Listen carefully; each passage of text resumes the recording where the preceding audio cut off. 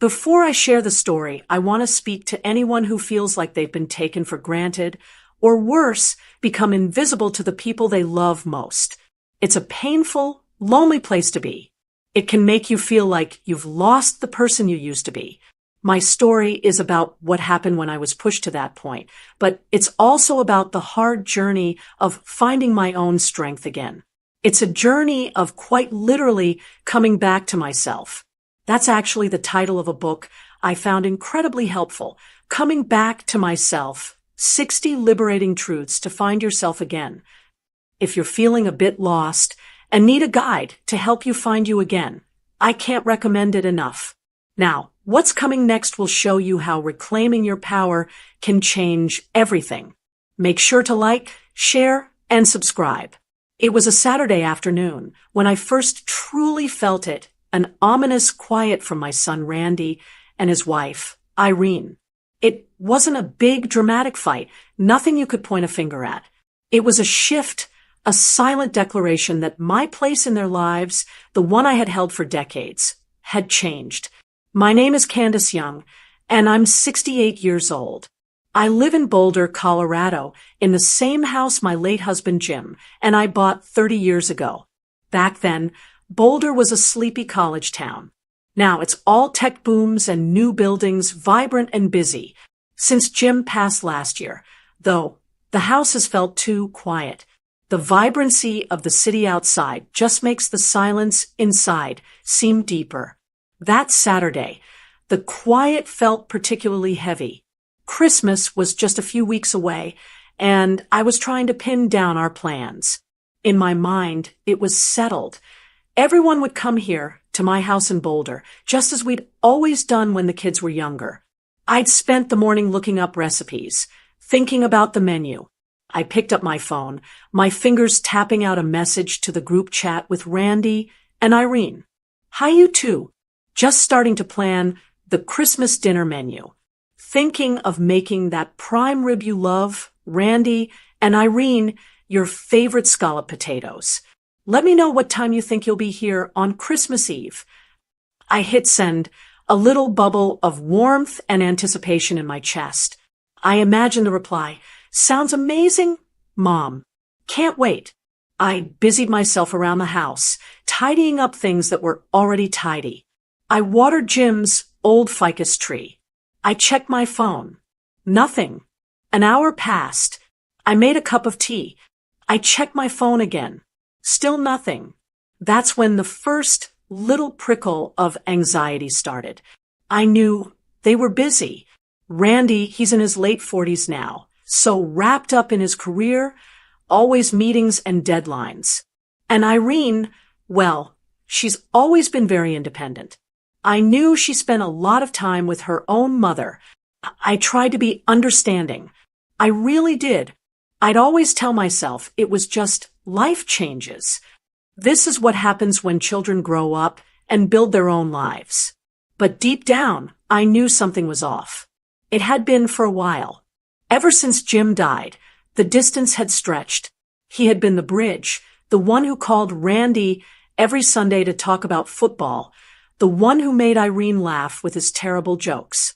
Without him, I felt like I was standing on one side of a canyon, waving, and they were just getting smaller and smaller on the other side. The afternoon light was starting to fade when my phone finally buzzed. I grabbed it so fast I almost dropped it. But the message wasn't the one I'd been hoping for. It was from Irene, not the group chat. Just to me. Sounds lovely, Candace. We're still figuring out our holiday plans. Things are just really hectic right now. We'll let you know. I read it twice. Candace, not Mom. She hadn't called me Mom in a long time, but seeing it in print like that, it stung. Hectic. We'll let you know. It was a polite, professional brush-off. The kind you'd give to a distant acquaintance, not your family. I sat down in Jim's old recliner, the phone heavy in my hand. I thought about Christmases past, back when we had the little cabin in Aspen. The snow would be piled high, and the kids would come running in, their faces red from the cold, and the whole house would smell like pine and roasting turkey. I could almost hear the laughter, feel the warmth, that sense of belonging. That feeling felt a million miles away right now. I felt a pit forming in my stomach, a cold dread. What if they didn't come? What if I was planning a dinner for an empty table? I shook my head, pushing the thought away. No, I wouldn't let that happen. I was being silly, overreacting to a simple text. They were just busy. That's all. I would win them back. This Christmas, I would make everything so perfect, so full of love that they couldn't possibly stay away. I'd make the homemade turkey, the cranberry sauce from scratch, and especially the mashed potatoes Randy had always loved. I'd decorate the house by Randy's favorite wine, and I would pull them back to me. I would fix this. That's what a mother does, right? We hold the family together. We make the effort, even when it feels like we're the only ones trying. I stood up and went to the kitchen to start my shopping list. I wouldn't let this one vague message ruin my hope. They were my family, and they would be here for Christmas. I threw myself into those preparations like it was my job.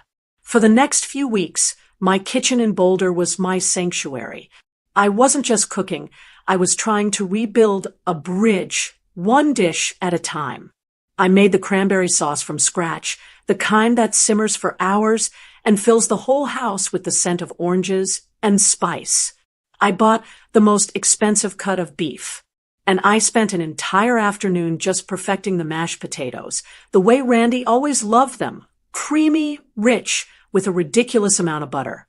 As I stirred and chopped, my mind kept drifting back to those holidays in our little mountain cabin in Aspen.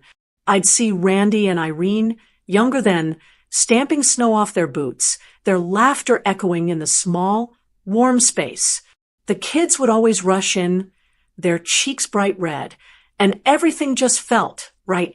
Those dinners, the laughter, the feeling of just belonging to each other. It was a constant in my life, something I thought would never, ever change. I chalked up the growing distance to life, just getting in the way.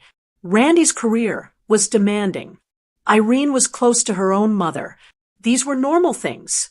But standing there in my kitchen, mashing those potatoes, I had to admit, deep down, I knew something was off.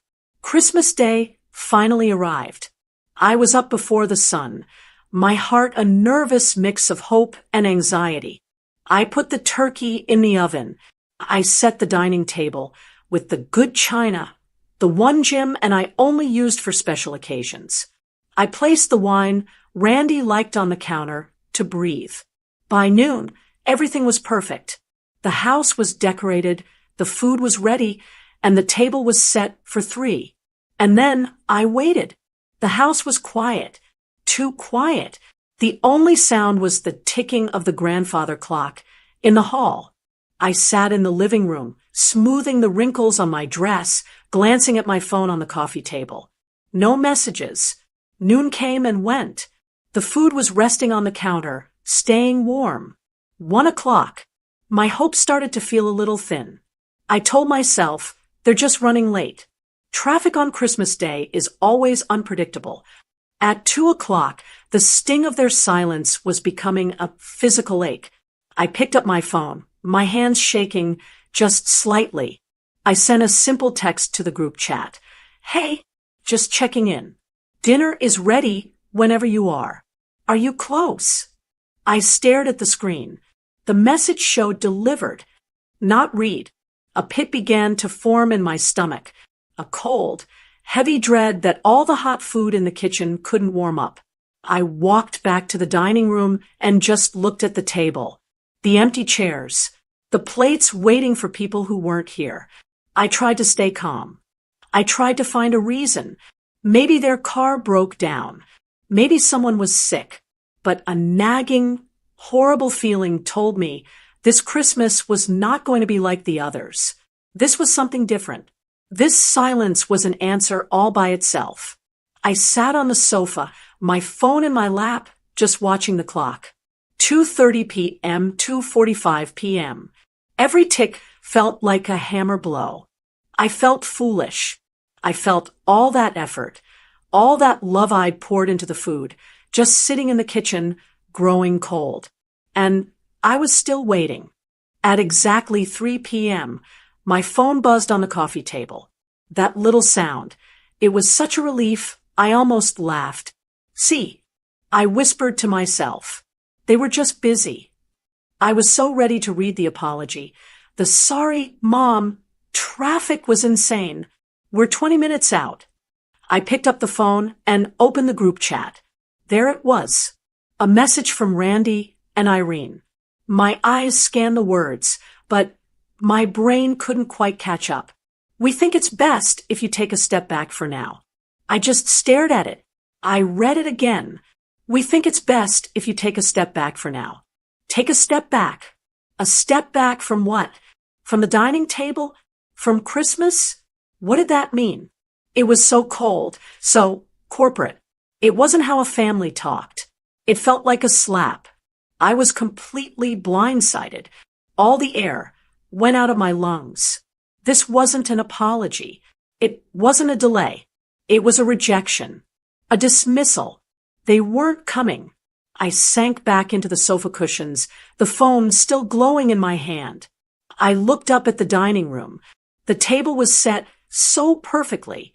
The glasses were sparkling. I thought about the turkey, now probably dry, and the mashed potatoes, Randy's favorite, just sitting on the counter getting cold. All that work, all that hope. Take a step back. The words echoed in the silence. It was their way of saying, we don't want to do this anymore. We don't want to come. We don't want you. I tried to understand. I tried to find a reason. Had I been too pushy with my texts?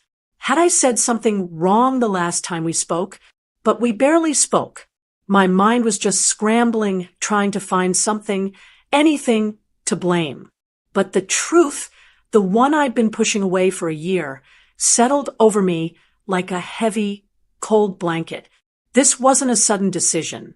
This wasn't about a text message I sent today. This had been building for years. The slow fade, the unanswered calls, the hectic schedules, the polite brush-offs. I had been ignoring the signs. I had been so desperate to hold on to the family that I refused to see the family that is.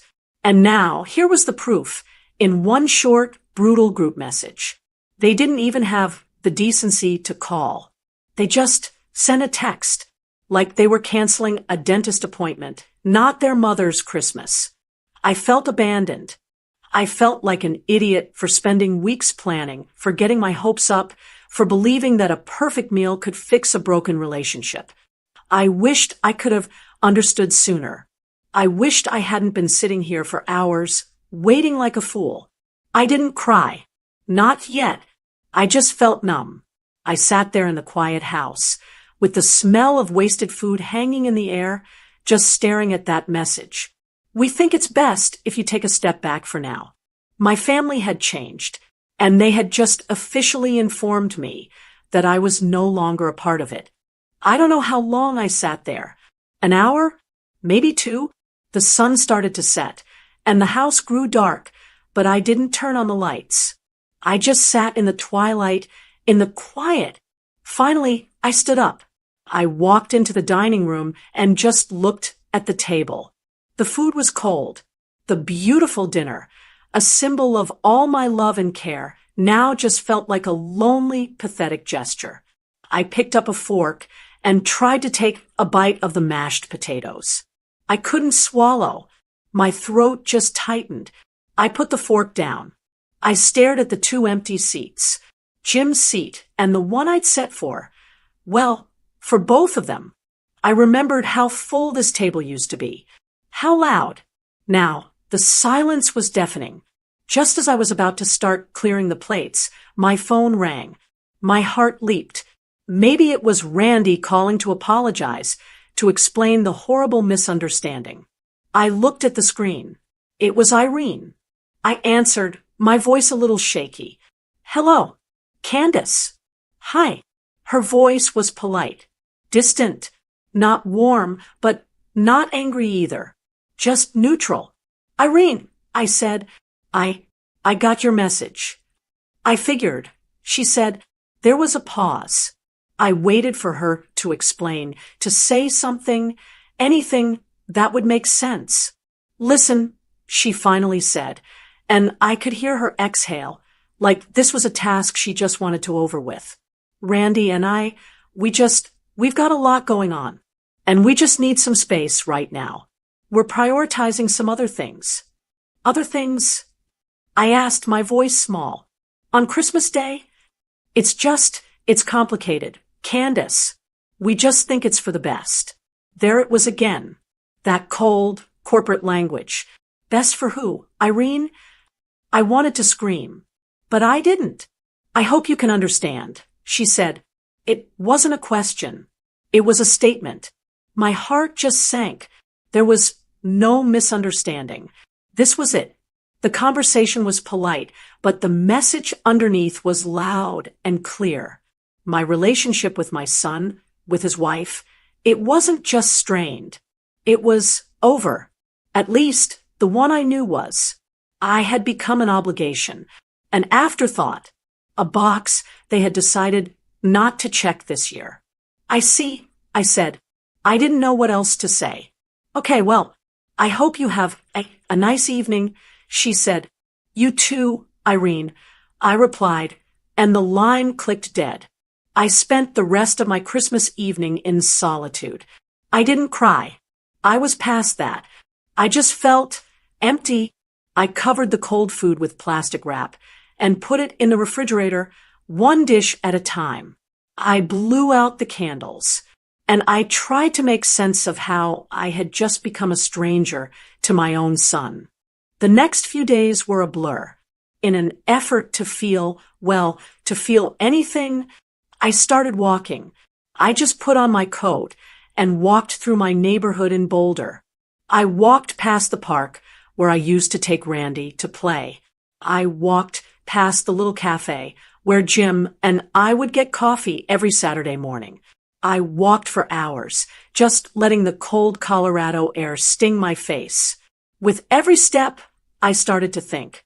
I'd spent the last year, ever since Jim died, focused on what I had lost. And I'd spent the last 6 months desperately trying to hold on to Randy and Irene, trying to force a connection that just wasn't there anymore. I realized I'd been waiting for them to call, waiting for them to visit, waiting for them to need me. I'd made my entire life about them. And in the process, I had completely lost myself. This wasn't just about a ruined Christmas. It was about my life. I had to decide if I was going to spend the rest of it staring at an empty chair or if I was going to get up and live. A week later, I made a decision. I was done waiting. I was done being an afterthought. If Randy and Irene needed space, I was going to give it to them. And I was going to fill that space with my own life. It was hard at first. I was rusty at making new connections. But I started small. I found an old address book and called an old friend, Linda, who I hadn't spoken to in months. We met for coffee. It was nice. We laughed.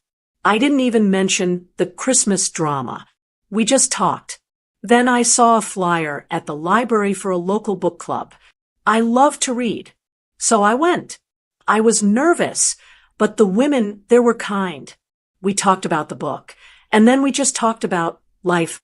The next week, I started volunteering at the local senior center. Just a few hours, helping serve lunch. I met people there. People with their own stories, their own heartbreaks, and their own resilience. Slowly, without me even really noticing, I was building something new. I was building my own community, a community of people who wanted to be there, who asked me about my day, and actually listened to the answer. I was finding a new purpose.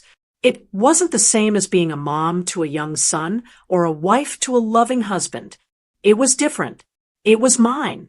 And I was starting to realize that I didn't need my children's approval or even their presence to feel whole.